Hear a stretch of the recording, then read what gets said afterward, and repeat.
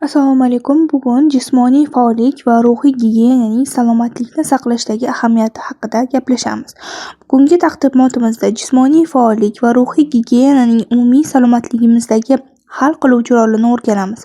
Bu ikki omil bir-biri bilan chambarchas bog'liq bo'lib, hayotimiz sifatini sezilarli darajada yaxshilashga xizmat qiladi. Kirish salomatlikning ikki ustuni. Jismoniy faollik bu tanani harakatga keltirish va sog'lom turmush tarzini saqlash uchun zarur bo'lgan har qanday faoliyatdir. U yurak-qon tomiri tizimini mustahkamlaydi, mushaklarni rivojlantiradi va energiya darajasini oshiradi.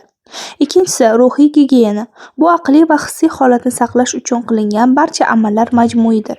U stressni kamaytirish, hissiy barqarorlikni ta'minlash va hayotdan mamnuniyatni oshirishga yordam beradi.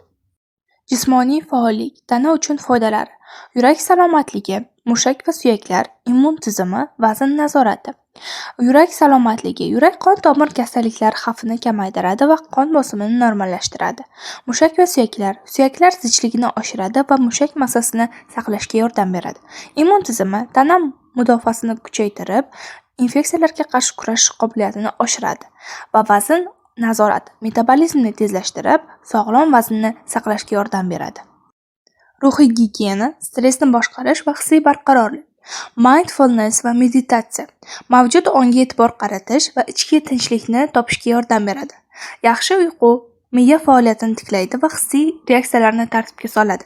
Ijtimoiy aloqalar, do'stlar va oila bilan muloqot qilish yolg'izlik hissini kamaytiradi. Hobbi va dam olish, sevgan mashg'ulotlar bilan shug'ullanish stressni yengillashtiradi va quvonch bag'ishlaydi. Ikki omilning o'zaro bog'liqligi.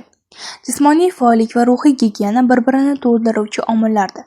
Jismoniy faoliyat ruhiy holatni yaxshilasa, ruhiy barqarorlik ijtimoiy mashqlarga bo'lgan motivatsiyasini oshiradi.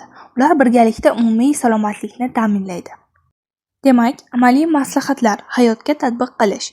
Birinchisi, kichik qadamlar bilan boshlang. Kuniga 15-30 daqiqa piyoda yurish va yengil mashqlar bilan boshlang. Ikkinchisi, muntazamlikni saqlang. Har kuni bir xil vaqtda mashq qilishni odat qiling. Bu miya uchun yangi odat yaratadi.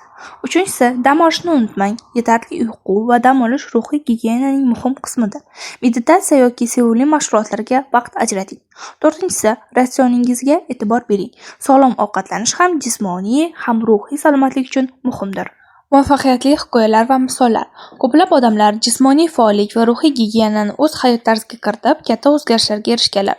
Ular stressni kamaytirish, depressiya va xavotirni yengish, hayotdan ko'proq zavqlanish kabi natijalarga erishganlar. Xulosa qilib aytganimizda, sog' tanda sog'lom aql.